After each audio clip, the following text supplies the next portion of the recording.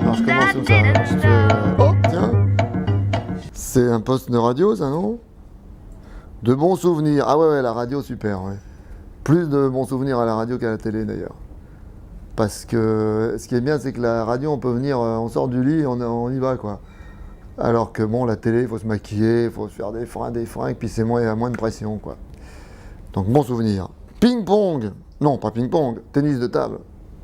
Pourquoi vous avez mis ça, hein? Ah, j'étais vice-champion Dauphiné-Savoie, dis donc, quand j'étais vice-champion. Alors, c'était quelle catégorie je me souviens plus. Enfin, j'étais petit, hein. Mais j'étais bon. Et d'ailleurs, tiens, il n'y a pas longtemps, j'ai fait un truc, je devais faire un défi pour une association. Et il y avait le champion de France, de maintenant, hein.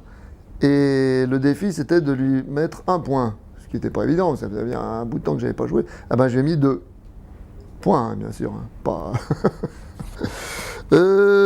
ça, c'est quoi, ça? Voyons voir. Mes débuts au cinéma. Putain, c'est moi, ça?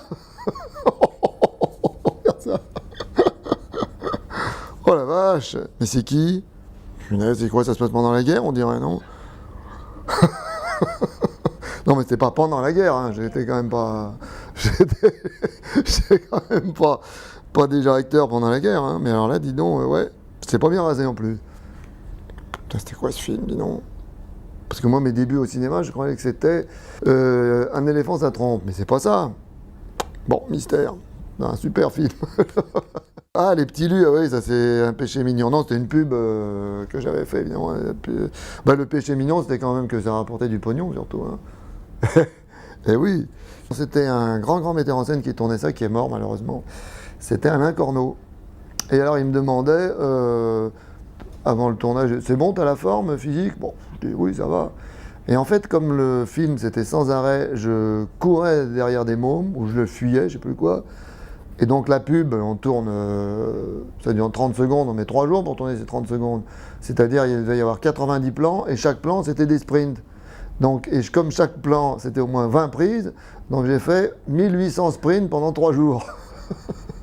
Un entraînement pire que Usain Bolt. Hein. Et d'ailleurs, je me souviens... Non, il y a eu plusieurs films d'ailleurs de ce truc-là. Plusieurs épisodes. Et le dernier, je m'étais niqué la cheville. Oh, putain, ils étaient tous là, toute l'équipe, toute la bande, la bande, je veux dire, les mecs de la Maison Lue. Ils étaient comme des fous, mais non, ils voyaient tout le pognon qui défilait et tout. Ils étaient là, ça va bien aujourd'hui. Putain, j'étais considéré pire qu'une star de top niveau. Hein. Télé, non, c'est une vieille télé, ça. Hein. Une bonne copine. Bonne copine, oui, je suis un peu accro à la télé quand même. Enfin, accro à l'écran. C'est un peu écrano... Comment on dit? Vor. Malheureusement, des fois, c'est un peu... Je regarde beaucoup de conneries, il faut dire. Non, cela dit, c'est quand même assez instructif. J'ai beaucoup d'idées en regardant la télé. Et surtout des conneries en plus. Oui, c'est vrai.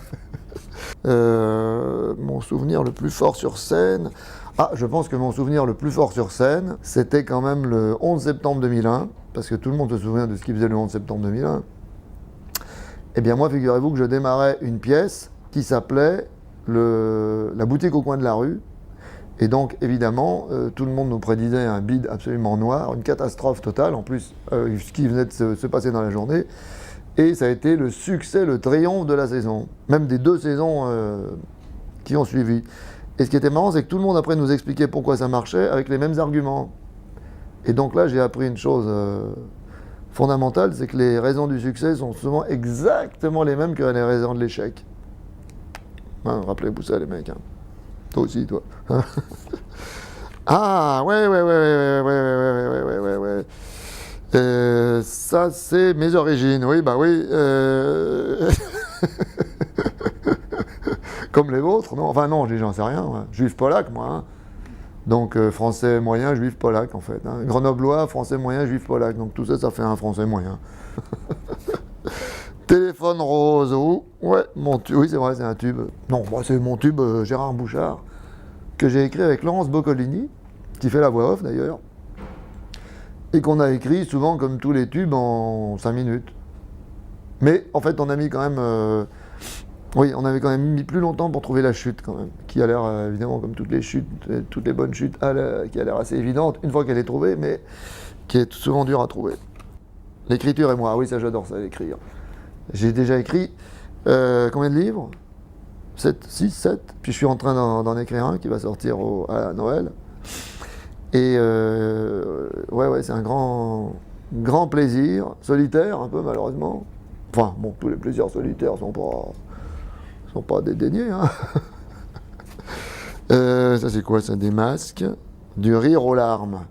Du rire aux larmes, oui, bah, vous savez, le rire et les larmes, c'est souvent les deux tranchants de la même lame de rasoir. Oui, parce que moi, mon inspiration, enfin, ce qui m'a donné envie de faire ce métier, voilà, c'est quand même les premiers films que j'ai vus, c'est-à-dire Charlie Chaplin, Laurel et Hardy et tout ça, donc ils sont effectivement toujours sur le tranchant et c'est quand même le comique le plus fort. Einstein, une erreur de parcours. Non, pas du tout, parce que j'ai fait une maîtrise de physique, non. Et c'est vrai que j'aimais beaucoup ça, hein. Parce que souvent les gens sont étonnés qu'un artiste ait fait des études scientifiques. Mais pas du tout, parce qu'il n'y a pas plus de raison qu'il ait fait des études littéraires. Bon, déjà, il n'y a pas plus de raison qu'il ait fait des études tout court, déjà. Et puis littéraire, ça veut dire qu'on a appris à expliquer les textes et tout ça. Mais comme prenez un violoniste, bah, il ne sait pas construire un violon, ni le réparer, mais il sait en jouer. Donc ça n'a rien à voir. Et puis la science, ça donne un esprit, assez rigoureux, qui est assez utile dans le comique en fait. Fin, tiens, le mot de la fin. Oh, dommage, je commence à y prendre goût.